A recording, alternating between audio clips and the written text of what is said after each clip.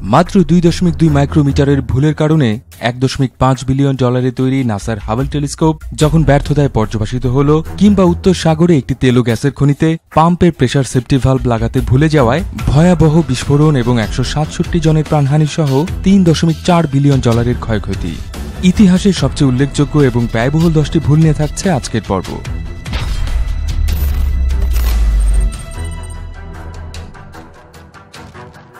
Piper alpha স্কটল্যান্ডের উপকূল থেকে 190 কিলোমিটার উত্তর পূবে উত্তর সাগরের বুকে 1976 সালে স্থাপন করা হয়েছিল Piper Alpha oil production platform. পরবর্তীতে এখান থেকে গ্যাস উত্তোলনও শুরু হয়। 1988 সালের 6 জুলাই এদিন রাতে সংঘটিত হয় ইতিহাসের অন্যতম মনুষ্যসৃষ্ট দুর্যোগ। 6 জুলাই দুপুর 12টা প্ল্যাটফর্মের দুটি গ্যাস কন্ডেন্সেট পাম্পের একটি পাম্পের প্রেসার সেফটি ভালভ খুলে রাখা হয়েছিল মেইনটেন্যান্সের জন্য। সেই জায়গায় একটি সাময়িক ডিস্ক কভার লাগিয়ে রাখা হয়েছিল, কিন্তু কাজ শেষ না হওয়ায় ডিস্ক কভার লাগিয়ে রেখেই বিদায় নেয় ইঞ্জিনিয়াররা। প্ল্যাটফর্মের দায়িত্বে থাকা কাস্টোডিয়ান ব্যস্ত থাকায় তাকে পাম্পের বিষয়টি না জানিয়ে পাম্পটি যাতে চালু করা না হয় এমন একটি লিখিত নির্দেশনা কন্ট্রোল রুমে রেখে চলে যায় তারা। সন্ধ্যা 6টায় রাতের শিফটের কর্মীরা দায়িত্ব বুঝে নেয়, কিন্তু রাত 9:45টার দিকে প্ল্যাটফর্মের অপর পাম্প বি কাজ করা বন্ধ করে দেয়।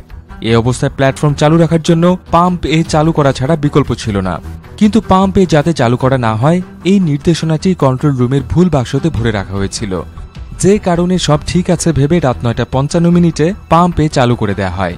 আর সেফটি ভালভ না থাকায় মুহূর্তেই ঘটে ভয়াবহ বিস্ফোরণ। খুব দ্রুত আগুন গোটা প্ল্যাটফর্মকে গ্রাস করে নেয়। এই ভয়াবহ দুর্ঘটনায় প্ল্যাটফর্মে থাকা 226 জনের মধ্যে 167 জনেরই মৃত্যু হয় এবং ক্ষয়ক্ষতির মোট পরিমাণ ছিল 3.4 বিলিয়ন মার্কিন ডলার।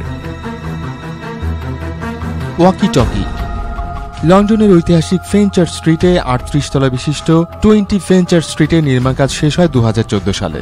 কাঁচে মোড়ানো এই বহুতল ভবনটির আরেকটি বিশেষ বৈশিষ্ট্য হচ্ছে ওয়াকি টকির আদলে এটি তৈরি করা হয়েছে, যে কারণে এটি ওয়াকি টকি বিল্ডিং নামেই পরিচিত হয়ে ওঠে। কিন্তু উদ্বোধনের কিছুদিনের মধ্যেই মানুষজন টের পেল দুঃসহ এক যন্ত্রণার কারণ হয়ে উঠেছে এই বিল্ডিং।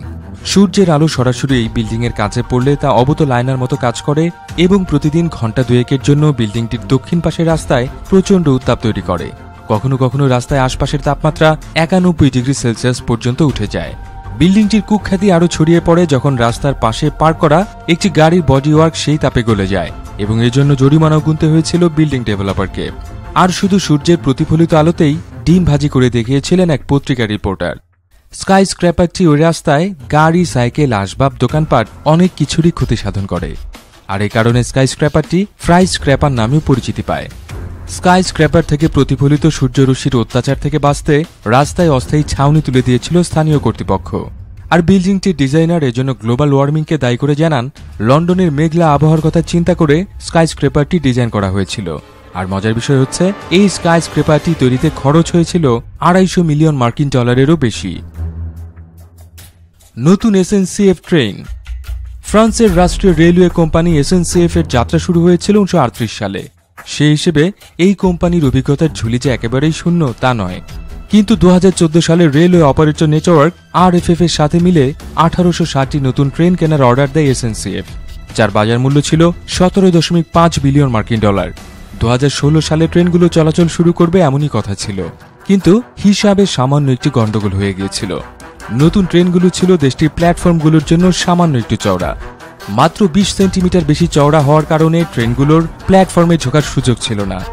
এই ভুলের জের টানতেই দেশটির 1300-র বেশি রেলওয়ে প্ল্যাটফর্ম সংস্কার করতে বাধ্য হয় এসএনসিএফ এবং এজন্য আরও 60 মিলিয়ন মার্কিন ডলার গুনতে হয় কোম্পানিকে।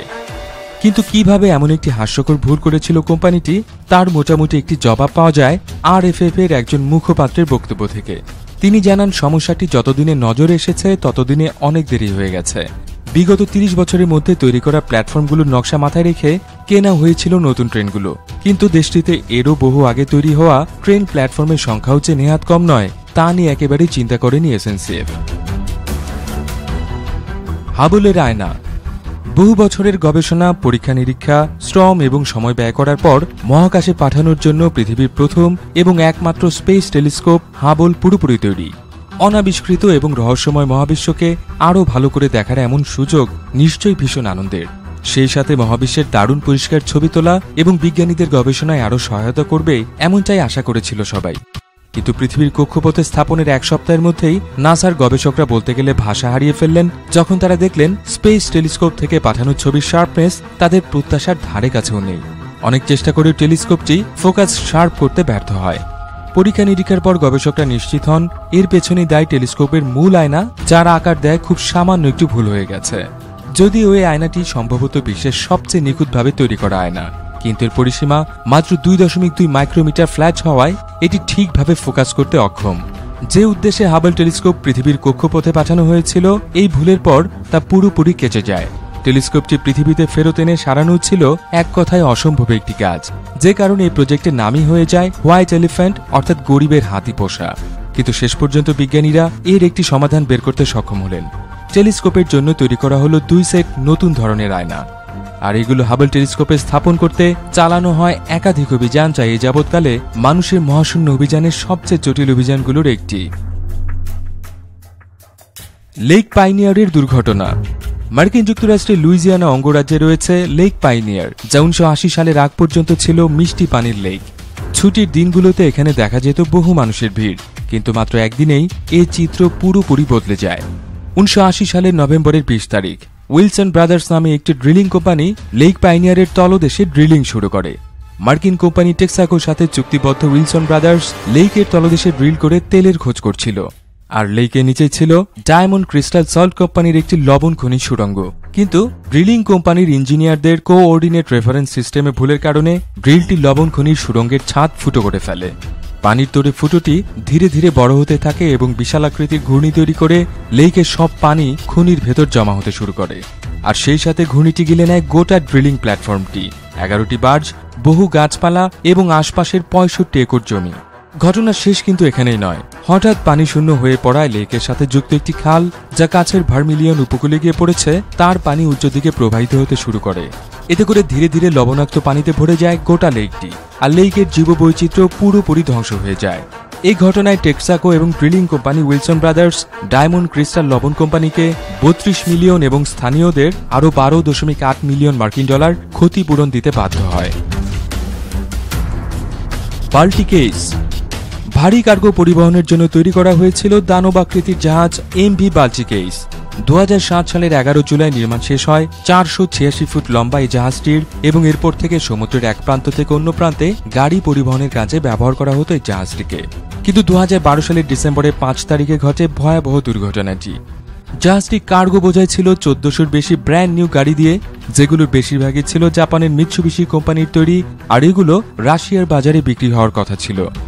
কিন্তু ডাচ উপকূল থেকে মাত্র 40-50 কিলোমিটার দূরে সাইপ্রাসের একটি কন্টেইনার জাহাজ কর্ভাস জের সাথে সংঘর্ষ ঘটে বাল্টিক এইসের, আর মাত্র 15 মিনিটের মধ্যে সমুদ্রের পানিতে তলিয়ে যায় গাড়ি বোঝাই জাহাজটি। কর্ভাস জে জাহাজটি বেশ ক্ষতিগ্রস্ত হলেও ভেসেছিল কোনো মতে, এবং বাল্টিক এইসের জীবিত ক্রুদের উদ্ধারে অংশ নেয়। ব্যস্ত জাহাজ চলাচলের পথ এবং বাল্টিক এইসের ট্যাঙ্কে থেকে যাওয়া তেল সামুদ্রিক পরিবেশের জন্য হুমকি হয়ে উঠতে পারে চিন্তা করে 2014 সালে পানির 35 মিটার নিচে ডুবন্ত জাহাজটি উদ্ধারে কাজ শুরু করা হয়। তুলে আনা হয় জাহাজ এবং ভেতরে থাকা গাড়িও, কিন্তু ততদিনে মূল্যবান জাহাজ বা 1,500-এর মতো গাড়ি সবকিছুই বাতিল জঞ্জালে পরিণত হয়েছে। ক্রুদের ভুলেই এই দুর্ঘটনাটি ঘটেছিল বলে জানানো হয়েছিল বাল্টিক এইস কার ক্যারিয়ারের পক্ষ থেকে।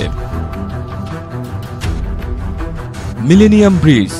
লন্ডনের টেমস নদীর উপর নির্মিত 1066 ফুট লম্বা লন্ডন মিলেনিয়াম ফুট ব্রিজের নির্মাণ কাজ শুরু হয়েছিল 1999 সালে। ব্রিজটি তৈরিতে খরচ হয়েছিল 24 মিলিয়ন মার্কিন ডলার। 2000 সালের 10 জুন ব্রিজটি জনসাধারণের জন্য উন্মুক্ত করে দেওয়া হয়, আর ওই দিনই অন্তত 1 লাখ মানুষ পারাপার করেছিল মিলেনিয়াম ব্রিজ। কিন্তু বিপত্তি বাধল যখন দেখা গেল একসাথে বহু মানুষের হাঁটার ফলে ব্রিজটি আক্ষরিক অর্থেই দুলতে শুরু করেছিল। ব্রিজের নকশার কোনো ত্রুটি থেকে এমনটা হয়, এবং এই দুলুনির মাত্রা সবাইকে উদ্বিগ্ন করে দেওয়ার জন্য যথেষ্ট ছিল, যে কারণে ব্রিজটি উদ্বোধনের মাত্র 2 দিনের মাথায় পথচারী পারাপার বন্ধ করে দিতে হয়েছিল কর্তৃপক্ষকে। পরে পারাপারকারীর সংখ্যা নির্দিষ্ট করে খুলে দেওয়া হয় ব্রিজ। এতে করে ব্রিজের দুপাশে মানুষের দীর্ঘ লাইন জমে যাওয়ার নতুন সমস্যা সৃষ্টি হলো, কিন্তু ব্রিজের দুলুনি সমস্যার বাস্তবসম্মত সমাধান সম্ভব হল না। পরবর্তীতে 2001 সালের মে মাস থেকে 2002 সালের জানুয়ারি পর্যন্ত ব্রিজটি সংস্কার করা হয়, এবং এজন্য অতিরিক্ত 65 লাখ মার্কিন ডলার খরচ করতে হয়েছিল দেশটিকে। আলাস্কা বিক্রি। অভাবনীয় মনে হলেও 1867 সালে আলাস্কা ভূখণ্ডটি তৎকালীন রুশ সাম্রাজ্যের কাছ থেকে কিনে নিয়েছিল মার্কিন যুক্তরাষ্ট্র। কিন্তু তার আগ পর্যন্ত 15,18,800 বর্গ কিলোমিটারের বিশাল অঞ্চলে খুব কম মানুষেরই পদার্পণ ঘটেছিল। রাশিয়ার মূল ভূখণ্ড থেকে বহুদূরে হওয়ায় একদিকে পরিবহন ব্যবস্থা যেমন ছিল ব্যয়বহুল, অন্যদিকে আলাস্কা দখলে রাখাও লাভজনক হচ্ছিল না দেশটির জন্য। সেই সাথে পর্যাপ্ত লোকবলের অভাবে আলাস্কা যে কোনো সময় যুক্তরাজ্য দখল করে নিতে পারে, এই আশঙ্কায় সম্রাট দ্বিতীয় আলেকজান্ডার আলাস্কা মার্কিন যুক্তরাষ্ট্রের কাছে বিক্রি করে দেওয়ার সিদ্ধান্ত নেন।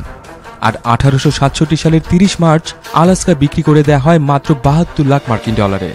আলাস্কা হাতছাড়া করে রাশিয়া যে কত বড় বোকামি করেছিল তা উন্মোচিত হয় কয়েক বছর পরেই। স্বর্ণ, কয়লা বা তেলের মতো প্রাকৃতিক সম্পদের ভাণ্ডার হিসেবে আলাস্কাকে জানতে পারে বিশ্বের মানুষ, কিন্তু ততদিনে আলাস্কা মার্কিন যুক্তরাষ্ট্রের সম্পত্তিতে পরিণত হয়েছে। S-80+ submarine. স্প্যানিশ নৌবাহিনীর গর্ব হতে পারত S-80+ সাবমেরিন, কিন্তু 2013 সালে সাবমেরিনটি নির্মাণ কাজ যখন প্রায় শেষের দিকে সংশ্লিষ্টরা খেয়াল করলেন সাবমেরিনটি যে শুধু আকারেই দানবীয় হয়েছে তাই নয়, এর ওজনও দাঁড়িয়েছে অপ্রত্যাশিত।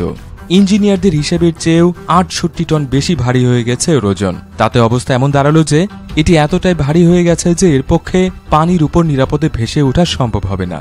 কিন্তু এই প্রজেক্টে বহু পরিমাণে টাকা বিনিয়োগ হয়ে যাওয়ায় নির্মাণাধীন S-80 সাবমেরিনের নকশা নিয়ে আবারও মাছে নামে নির্মাণ প্রতিষ্ঠান। সাবমেরিনের হালের দৈর্ঘ্য বাড়িয়ে ওজনের সমতা আনার শ্রমসাধ্য প্রক্রিয়া শুরু হয়। বর্তমানে সাবমেরিনের দৈর্ঘ্য বেড়ে দাঁড়িয়েছে 81 মিটারে।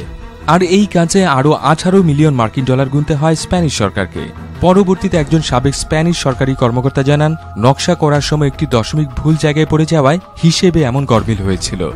আর খুব সম্প্রতি জানা গেছে মডিফিকেশনের পর সাবমেরিনের দৈর্ঘ্য বেড়ে যাওয়ায় তা ডকের দৈর্ঘ্যের চেয়েও বেশি হয়ে গেছে, যে কারণে কার্টাজেনার ডকে ভেড়ানো সম্ভব নয় এই সাবমেরিন।